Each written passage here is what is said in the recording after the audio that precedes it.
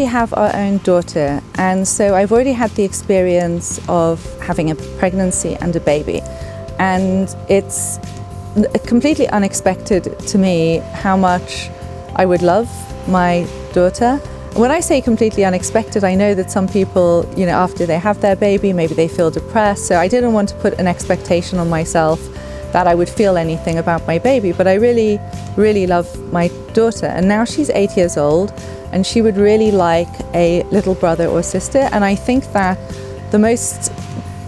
the thing I'm looking forward to the most is really seeing, if her relationship as well, developing with a little brother or sister that she's always wanted.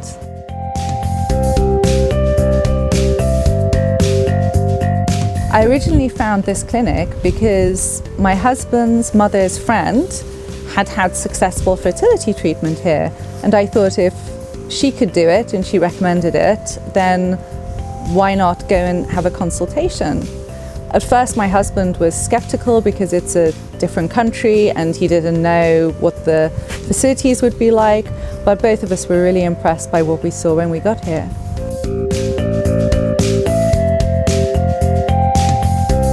In a way, when I came here, I was expecting to be on my own. I was thinking maybe I would be the only person coming here for treatment. But when I got here, I could see that there were other people who wanted to be parents, so other couples here. Some of them had successfully received their babies, and this is in the apartments that I am staying in with BioTex, where everything is provided for you, and the joy on their faces when they have their babies is incredible. And it's really inspired me because I'm thinking that if they can successfully achieve their dreams of having a baby, then maybe I can as well. And I'm really hopeful that if I do what my doctor says over here and follow everything, and I really trust myself in your hands, then maybe my dream will come true too. Well, I realized that I might die, but I suppose the way I see it is that you can die of anything. So I just thought that life has to go on for people. There are lots of people here and life goes on for them. Yeah, I think that you have to accept that there's maybe a slightly greater risk, or over a visit into Ukraine. However, you take risks in your life when you cross the road or when you do other things. So in the context, yes, it's a greater risk, but it's a risk I was willing to take.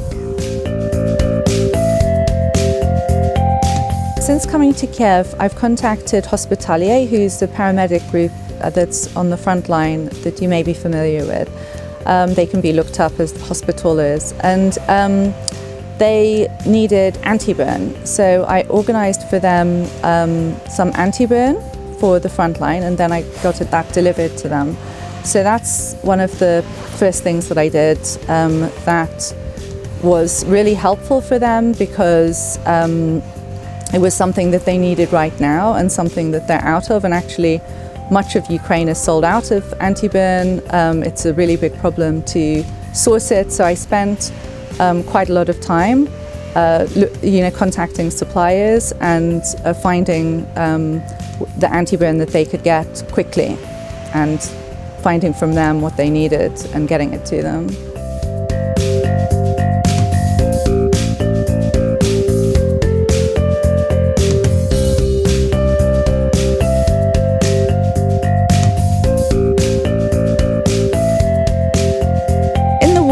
I was expecting that there wouldn't be any accommodation, there wouldn't be any food, there wouldn't be any facilities like there normally are because there's a war, and I would be understanding of that.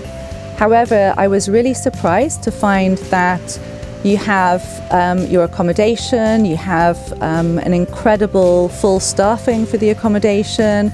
They're preparing meals for guests, that I'm not the only guest, that there are other guests, many interesting people that I've had a chance to meet over here, because they're also like me, people who would make this step over a time of war. And it's been really eye-opening for me in many ways. I think it is possible to be quite safe. The BioTex accommodation has got a basement where the meals are taken, so that's safer than being, on a high floor or something like this. So it's always possible to go to the basement, to have some water if there's a bomb siren, or to just chat with people in the basement and to just stay there until, the sirens. So sirens do sound. And then there's an app that you can download where you can find out when the sirens are going to be and where the warnings are. And you download. So I downloaded this app, and and when the siren goes, it's there for a time. So sometimes it's a few minutes, sometimes it's longer.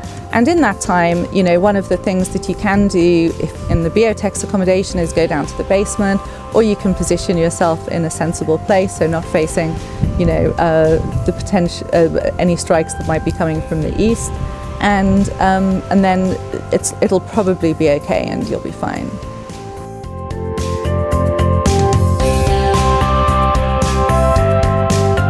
I would definitely recommend this clinic and during wartime. And the reason I say this is because the service is very good in terms of being met, at the train station, taken to accommodation, you feel looked after.